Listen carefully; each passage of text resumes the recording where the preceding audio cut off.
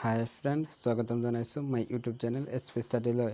বন্ধুসকল, যোৱাকালি অৰ্থাৎ 23/6/2020 তাৰিখে এটা নতুন নটিফিকেশ্যন আহিছে, যিটো হ'ল ডাইৰেক্টৰ অফ মেডিকেল এডুকেশ্যন ফালৰ পৰা, য'ত বহুকেইটা নতুন পদ মুকলি হৈছে আৰু ইয়াৰ অনলাইন এপ্লাই 30/6/2020 আৰম্ভ হ'ব আৰু ইয়াৰ লাষ্ট ডেট হ'ল 15 July 2020।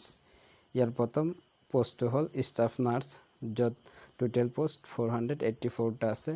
Unreserved 194, OBC MOBC 121, SC 29, ST plus 48, ST Hills 24, EWS 48 আৰু BPH বাবে 20, য'ত চেলাৰী থাকিব 14,000 পৰা 60,500 আৰু লগতে গ্ৰেড পে থাকিব। আৰু ইয়াৰ এডুকেশ্যন কোৱালিফিকেশ্যন হ'ল BSc নাৰ্ছিং পাছ কৰা হ'ব লাগিব, যিকোনো নাৰ্ছিং বা তেনেকুৱা ৰিকগনাইজ নাৰ্ছিং কাউন্সিলৰ ফালৰ পৰা। 2 নম্বৰ পোষ্টটো হ'ল ICU টেকনিচিয়ান, য'ত total post 125, unreserved 50, OBC MOBC 31, SC 8, ST plus 13, ST Hills 6, EWS 12 আৰু PH 5।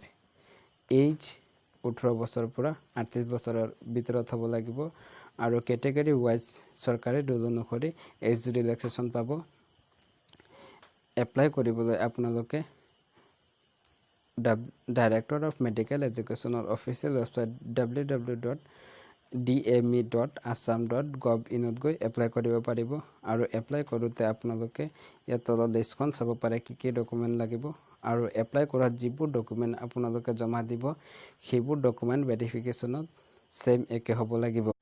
আপোনালোকে নটিফিকেশ্যনটো ফেক বুলি নাভাবিব।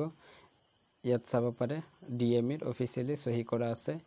যদিহে আপোনালোকৰ এডুকেশ্যন কোৱালিফিকেশ্যন বা বয়স মিলিছে, তেন্তে আপোনালোকে 30/6/2020 পৰা 15/7/2020 ভিতৰত www.dme.assam.gov.in গৈ অনলাইন এপ্লাই কৰিব পাৰিব। বন্ধুসকল, ভিডিঅ'টোৰ সহায়ত মই আপোনালোকক সৰু এটা ইনফৰমেশ্যন দিবলৈ চেষ্টা কৰিছোঁ। ভিডিঅ'টো কেনে পালে প্লিজ কমেণ্ট কৰি জনাব।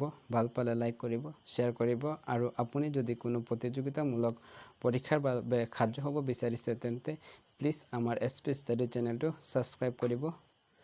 চেনেলটোত উইকলি কাৰেণ্ট এফেয়াৰৰ লগতে GK প্ৰশ্ন উত্তৰ আগবঢ়োৱা হয়।